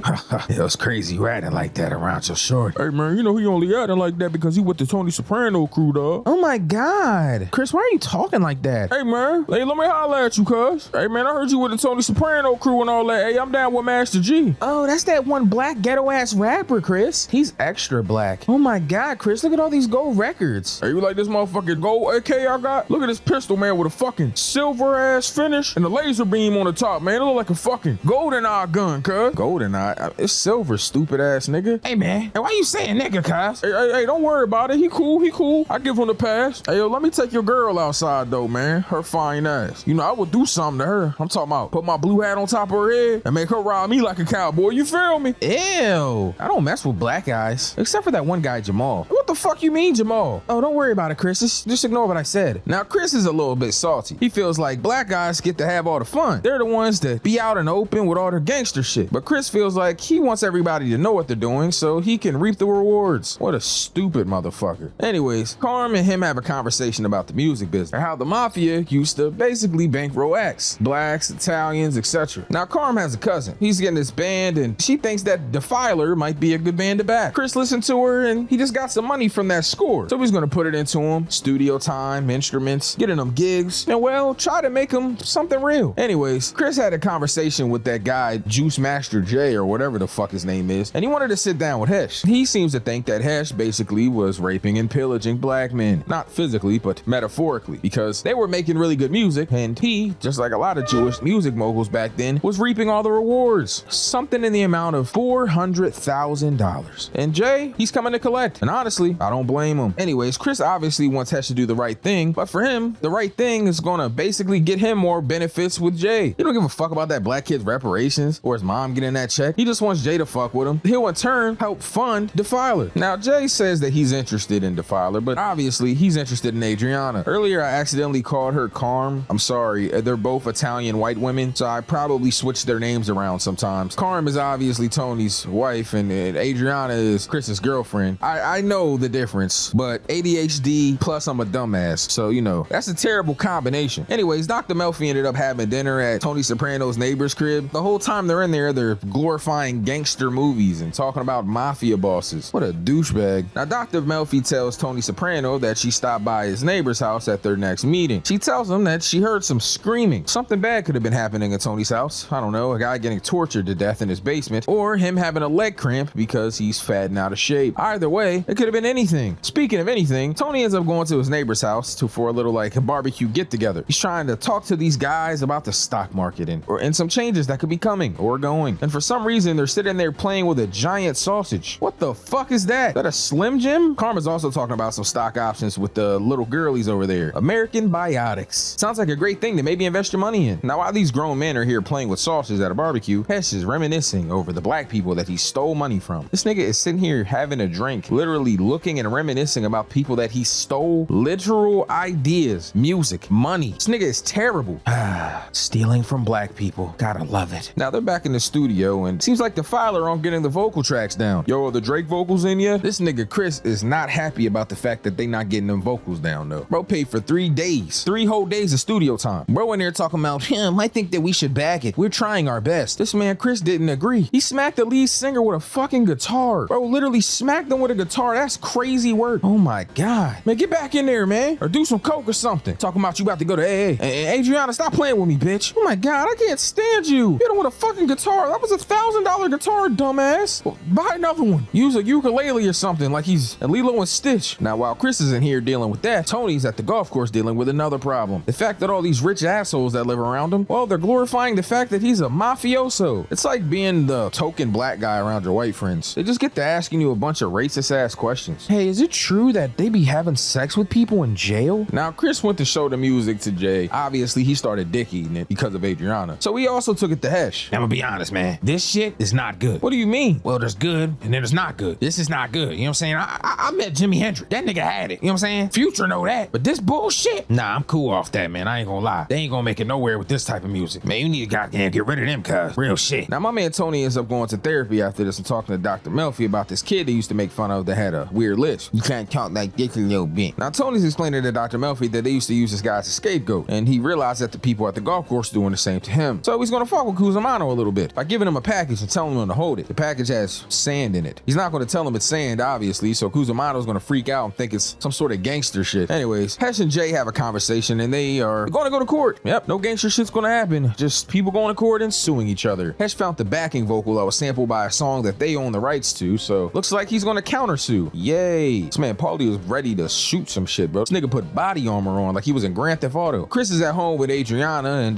they're having a conversation about visiting day and that they suck. Now, Adriana seems to think that she has a good connection with Jay because, well, her talent, education, intelligence. But the truth of the matter is, Jay just wants to fuck her, so she leaves. Yay. Chris is without a girlfriend, at least for the time being. We start episode 11 off with Paulie and the fucking brothel, and Pussy's upstairs having a lot of pain. Now, Pussy's back is hurting, but the truth in the matter is, Pussy's back isn't really hurting. He's actually going through anxiety and stress due to the fact that, well, he's ratting. Anyways, 4 days later, they're having a card game that gets swept by the FBI. Then for some reason, this dumbass nigga Pussy thinks that he can make a beeline to the back door. Now, they find a bunch of guns under the pool table and shit. This man Pussy get to running. Bro, all out of breath and shit, and he got caught. Now, Pussy runs, gets caught, and somehow ends up getting out on bail the same day. Crazy. He didn't get out on bail. He got released. The FBI, well, he's tapped in with him. He's a snitch. Now, that secret eye detective that Tony has ends up meeting him and telling him that Pussy is wired for sound. Bro, what the fuck you mean Pussy's wired for sound, cuz? Man, I know you like him. Man, I love him, cuz. Now, who the fuck your source, cuz? Well, I mean, if you take the blinders off, it makes sense, Tony. Like, remember that big H bust that happened? He said he was down there selling heroin for his kid's college, right? Well, he was in Las Vegas. He was there. Cut a deal. You know what I'm saying? Didn't he get out of that thing the other day? Lowball bail? Made guy? Known made guy? Like, come on, man. Priors and shit don't even make sense. This nigga is clearly on that bullshit. And by on that bullshit, I mean he kind of fucking with 6ix9ine. Now, Tony has an idea that this guy that he loves, that's a made man in his group, is working with the feds. And unfortunately, that could be the case. So he's gonna do his due diligence, try to get the goddamn paperwork from his detective. But Paulie ends up sending Pussy to a doctor he knows that works with the Jets, literal football team. This nigga is the fucking messiah of backs. And this guy does a bunch of MRIs, a bunch of tests on Pussy, and nothing's wrong with his back. This nigga making up everything about his back. Even his back story is made up. All right, my fault. That was crazy. Now he ends up going to talk to the detective at the brothel, and well, unfortunately, he can't get the 302. That's the paperwork, the write-up, and you know, everything that will talk about the deal that's happening. It's to protect Pussy, obviously, because he's a federal informant, but whatever. Him and the detective end up having a conversation about it, and this is pretty clear cut. This nigga Pussy snitching. But Tony, he's not gonna make a move unless he has proof. Anyways, Carmen ends up going to go see Olivia. And obviously, you know, as always, she's super negative. Oh, how you doing, Ma? Why didn't you come to the open house? You know, it's kind of disrespectful. You keep doing all this disrespectful shit. It's killing Tony. What do you mean I'm killing Tony? He's killing me. This nigga got me in this stupid ass shit. I'm not trying to hear that, Mom, okay? Keep talking about shit that doesn't even matter. Making up things. Carm also talks about how Olivia and Uncle June are pretty close, and of course, she takes it like she's saying that Olivia is fucking on Uncle June. But once again, she's turning things around and trying to emotionally manipulate because she's a douchebag. Now she's pretending to cry, trying to make Carm feel bad. But, you know, obviously she's not trying to hear that bullshit, as she shouldn't. Now Tony ends up going to go see Pussy, calls him a beach whale, brings him some cannolis. You know, typical making fun of a fat nigga in your gang shit. Man, your father telling me you about to do astronomy and shit, you know, fucking with space and all that. You fucking with space because there's not enough space in your house because of this fat ass dude? Haha, you're funny, Uncle Tony. Always talking shit, pissing me off, man. Man, you telling me to take it easy and shit all the time, man. Things is happening, Tony. What kind of things, man? Man, you know you got friends, right? You got all kinds of options, man. Don't ever let nobody make you feel like you ain't got options, man. Look at me, man. Friends that would die for you, understand? Man, friends, man, I know, man. You got anything you want to say to me, man? I don't know, like what? Like, you want something to eat? Want some coffee or something, man? Think I'm gonna let you eat all these fucking cannolis by yourself, fat ass bitch? So we help this man puss up, bro, you feel me? They go in there, you know what I'm saying? They about to go get some cannolis, some coffee. But Tony, he leave to go meet with Paulie. Man, what's up, T? Man, sit down, man. Motherfucking traffic. I've been here 20 minutes ago, man. My fault. Listen, man, he wearing a wire, man. Pussy, man. Man, get the fuck out of here, huh, pussy? Yeah, I don't know how long, though, man. You sure about this, Tony? Yeah, about 90%, man. Not enough to do what needs to be done, man. But, you know, I've been walking in the walls all week and shit, man. Hit my head on shit, because, you know, I'm tall and all that. And what, you want me to kill him? Because I do it. I don't even fuck with pussy that much anyway. Man, we got to be 100% sure, man. I'm talking about 130,000% sure, man. This our friend we talking about. You understand? I got to hear you say it, cuz. Man, I understand, man. Now back up a little bit. Your motherfucking breath stink. Tony ended up going to the retirement home to turn in some tapes, you know, for his mom. She not there. She had one of them like water therapy things, you know, working on her joints and shit. Now the woman there saying that Uncle June visiting is really doing a lot for her morale and shit. You know, obviously Tony like, okay, so Uncle June been in here talking to my mom and she, you know, manipulating the situation and shit. Okay, cool. So he ends up leaving. And Paulie, well, he pulled up on this man pussy and tell him to follow him. He got a surprise for him. He ends up taking him to this damn sauna, a little steam room. His idea is, well, we go into a steam room. This nigga gotta take his clothes off. And once he takes his clothes off, I see the wire. Obviously, this man pussy, he get to tweaking. Man, I can't take my clothes off, man. It's bad for my back, man. Fuck that. Man, take your motherfucking clothes off, guys. Man, I can't take my clothes off. Too busy fighting for Gotham and shit. What the fuck you think, you Batman? Nigga, you fat man. So he ends up leaving. Now, this detective nigga, you feel me? He's into pussy for $30,000, bro. And basically, Tony feels like maybe he has a reason to see pussy dead, and this whole thing could be to buy some time. He gotta think about it, obviously, but that's what Still tells him. Speaking of the detective, he ends up getting caught up in a brothel, gets on unpaid suspension, and right when Tony thinks that he might got a way out of killing his friend, the detective literally is in traffic, uses his badge while suspended to get through said traffic, and then jumps off of a bridge. This nigga killed himself. Yeah, murdered himself. So now all of a sudden, they little out that they thought they had, well, it ain't there no more. This nigga can't possibly be trying to get out of this dumbass debt because he killed himself. So Tony go to talk to the little hoe that he been dealing with for years and shit, and she finds out from her that he was well respected by Marquesian. You know, he said Tony was a real nigga, which is true. He is a real nigga. You know, that's also a really bad husband. You know, that's besides the point. Now, Uncle June goes to talk to Olivia again, and she gets to complaining to him about the fact that Tony sold her house. June also finds out from her that Tony's been having meetings behind his back at the retirement home with all the captains. This is the final straw for June. Something has to be done. You know, the guy that also got caught up in that Fed sweep at the little bang shit, he get to getting out of jail. He go talk to this dude, Tony. Now, Tony's freaking out, bro, because this dude, Jimmy, took him down to the basement, got to ask him all these damn questions about Columbia money and shit. Clearly, this nigga Jimmy is also wired for sound. He got straight out on bail after getting pinched by a gun for some other shit and went straight to Tony's house and asked him questions about some shit. Oh, this nigga is a bold nigga. Anyways, he get to freaking out, bro. You know what I'm saying? He thinking that Paulie done already killed this dude, pussy. Paulie come back, he get to freaking out on him. Did you do it? Did you do it, man? Stop playing with me, cuz. I never seen Paulie get to freaking out like that, bro. He said, no, bro. Now get your fucking hands off me. Anyways, back at Al's crib, he is so happy because they finally get to take out Tony Soprano. He's got to find some people to do it from out of town, but they're going to kill Tony. Episode 12 starts off with this man, Jimmy. This man is literally on some rat shit. Bro was asking Junior for phone numbers and everything at a funeral of all places. They should off this dumbass. I'm just saying. Anyways, Chris and Sil are at the Bing discussing Tony and how it seems that he's being moody, a little bit depressed even. This nigga Chris talking about, yo, this dude might be hyperglycemic. First off, nigga, do you even know what that means? Chris using words he heard one time on TV and shit. Anyways, Tony is laying in bed, sad, depressed, and getting nagged at by his fucking needy ass wife. I mean, he's not the best husband, but Jesus, he pays for all your stuff, takes care of your kids. You might as well just let him cheat. You know he's a piece of shit anyway. Look, that's all I'm saying. Nigga taking lithium and Prozac, bro. Motherfucking mixing them shits like Captain Crunch. We find out something really funny about the lithium later in the episode. We're not there yet, but just know that this nigga Tony, he's out of his fucking mind. Anyways, back at the funeral home, they're talking to Junior, and he's telling Al and his other homie about how this motherfucker Jimmy Terry showed up blabbing about a hit that happened. That nigga got that wire on, man. I'm telling you. Cause any other time, you don't be talking about none of that shit. Now all of a sudden, you want to know every fucking thing. Anyways, Chris ends up popping over at Tony's house. Hey man, Tony, you good, bro? Man, you might need a fucking an Academy Award, all the shit you got going on. Admit to Tony, do you want me to watch my road? Ain't nobody tell you watch that fucking road, cuz. There ain't nobody even listen to me around this bitch. Anyway, so I'm about to go outside and see the sexy ass bitch next door. So this man Tony go out there, man. He get to talking to Shorty. Damn, bitch, you bad as hell, cuz. Hey, what's your name, bitch? Excuse me, my name is Tatiana. I'm not a bitch. Man, whatever, man. I don't give a fuck what your name is, man. You bad as a motherfucker. I'm gonna come holler at you later. So my man Tony ended up popping up at this donut shop. Chris following him. Luckily for him, he was following him. He would have got smoked. See these two black guys right here? Yeah, those are the people that Al hired from out of town to smoke Tony. This man Chris, man, he blocking their way. Look like my man Tony lucky. Anyways, Anyways, he doing this so he can go out the back and end up going into the Montclair suites so he can end up seeing Dr. Melfi and shit without getting caught up. This man Chris going there to check on him. He ain't even in that bitch. Man, this fucked up, man. We supposed to hit this nigga. Hey, yo, pause, nigga. Talking about we supposed to hit this nigga. So now this dude Junior get to tripping. He in the back seat talking to Al. He all stressed out because the hit didn't happen. Now the guy that came through to facilitate the hit, he ends up talking to Al. And unfortunately for this dude, he's a douchebag. Bro looking like John Stamos and shit. Hey, man, what the fuck is the problem, man? You're supposed to get that shit hit. I mean, come on, Sonny. What's some problems? There was a couple witnesses. I mean, what the fuck do you want me to do about this shit? Like, this nigga want to get his motherfucking nephew hit and shit. That's fucking crazy, son. Heard he fucking Tony's motherfucking mom and shit too, son.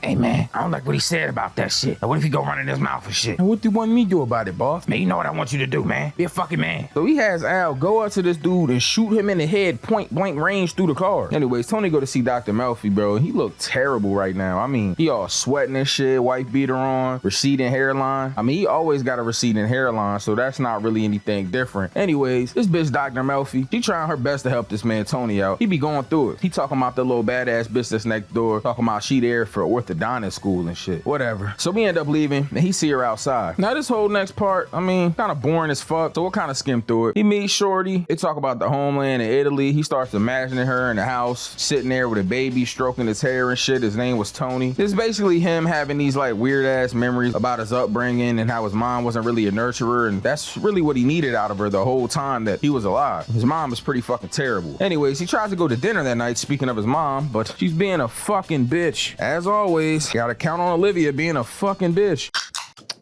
Damn. I ain't gonna lie to y'all. I just opened up one of them goddamn zero ice cans. Them bitches be slapping. I don't know if y'all ever had them. You know, your boy Sam been trying to goddamn be on this healthy shit a little bit. So I don't drink soda, nothing no more. I just be drinking water. But every now and then I'll get these ice. And it's like zero sugar. But they be having the Starburst flavor. Oh my fucking God, yo. That bitch be slapping. I know I'm completely off topic, but sheesh. I should be getting some sponsorship money from ice. Whoa, whoa, whoa, that was crazy. I don't support ice. Don't want y'all thinking I'm supporting ice. I know I'm gonna get clipped out of context, bro. Just so y'all can't clip me out of context, I'm gonna have my editor edit the word ice. Fuck you guys, cause y'all not about to put me on TikTok. Anyways, my man Tony goes, and he's having a good day. He goes and gets his orange juice, gets his newspaper like normal, and here comes the black guy trying to kill him. But he sees the first one in the reflection. So he ends up fighting the guy, getting his gun from him. They get to tussling in the car and shit. When the second guy comes to shoot him, he fucking starts driving, but he used the second guy to shoot the first guy, and then his ear got clipped by a bullet. But he fucking kills both of these niggas, bro. And then he crashes into a car, but you know, whatever. Anyways, Tony thought that he was feeling suicidal, like he didn't want to live, but this situation right here made him feel alive, made him realize that he wanted to be alive. Damn. All it takes is fighting two armed hitmen trying to murder you for you to realize that you want to be alive. Anyways, the FBI comes in and talk to him while he's in the hospital bed on that bullshit. Well, Tony, if you just come with us and cooperate, then we can get you a deal. We can get you help. People want you killed, Tony. You need to wake up, Tony. Yeah, you should listen to your wife, man. Like, we can get you in Rhode Island or something, Idaho, whatever, make you a farmer or some shit. Oh, so that's what the fuck y'all want me to be, a fucking farmer? I'm a fucking gangster granddad and I'm proud of it. Niggas, you quoting Get Rich or Die Trying? Man, it's a good fucking movie, man. Anyways, Sil and Paulie end up showing up. They talk to the kids a little bit. And well, June, he sees that Tony survives. Now, the next day, he's back at the crib. You know what I'm saying? Ear just got clipped, so he cool. They got an idea that it was June that ended up trying to get him clipped, but they can't prove it yet. This dumbass nigga Chris almost snitched on us though. Told Tony he was in the air the other day when he saw the fucking black guys. He lied and said he was taking his mom somewhere. Anyways, June and Tony's mom show up and act all surprised and shocked. Oh my God, I'm so sad that something happened to you, son. Yeah, man, you know, nephew, man, I couldn't even bear to live with myself if something happened. Now, the father came to see everybody. Tony threw a little jab at him for spending the night. You know how that shit go. Anyways, Tony's mom get to start acting like she got fucking dementia or something. She ain't even recognize who Meadow was. Now, June thinks that this is all an act, you know. Tony is up meeting with Dr. Melfi and talks about what happened with him, his near-death experience. And now he wants to stay alive now. He goes home and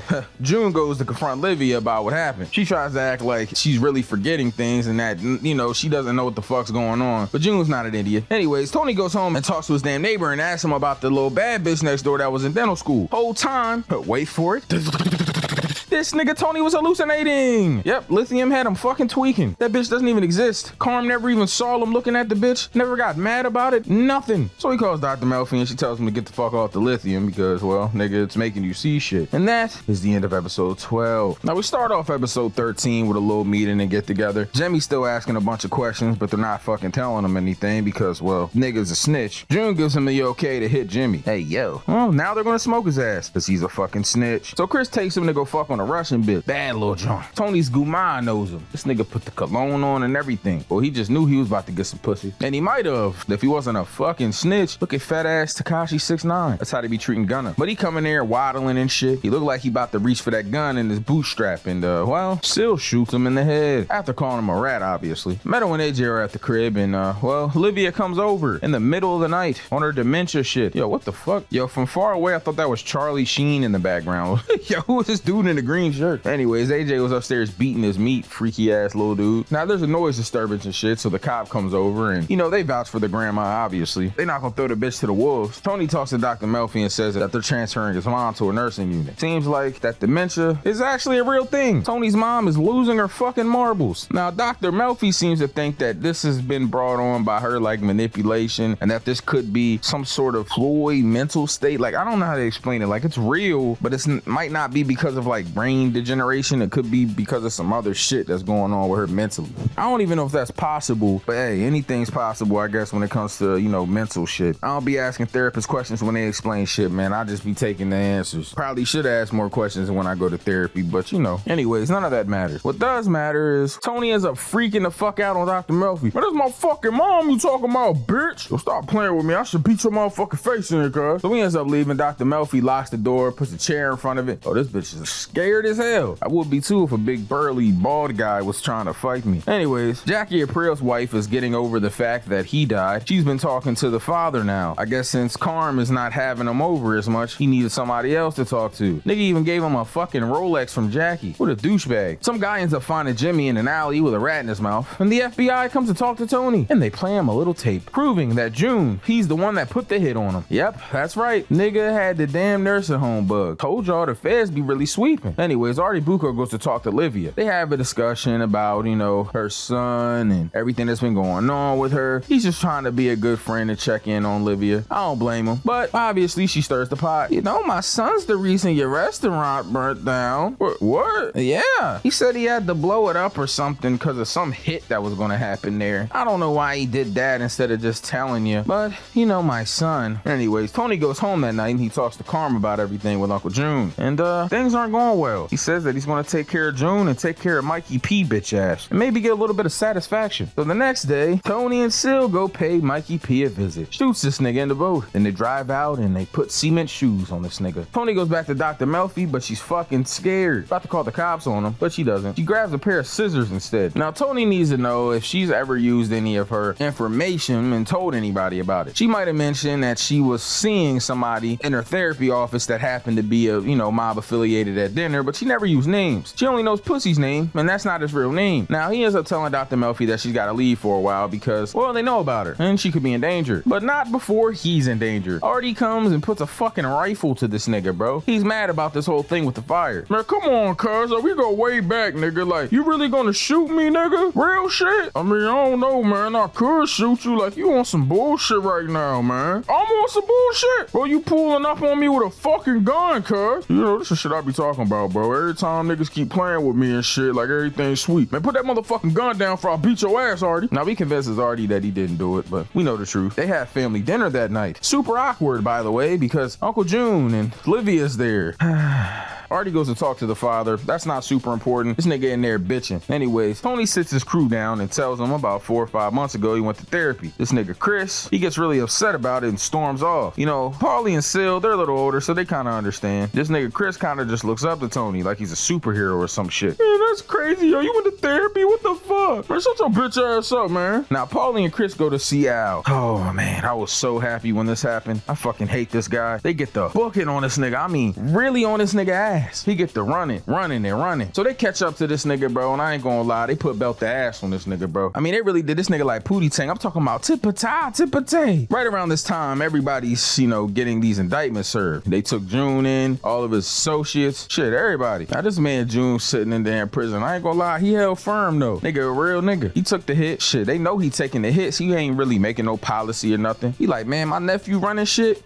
That's strunts. I don't know what the fuck that means. I'm gonna keep it a band. But he basically said that his nephew could never be running things. Tony goes to go see his mom and he freaks out on her and says he knows about the tapes and basically everything. Things couldn't go any better. All of his enemies taken out. His mom in some weird ass fugue state. And they end the episode, end the season, eating dinner at Arty's. They could have went to McDonald's, but who wants that?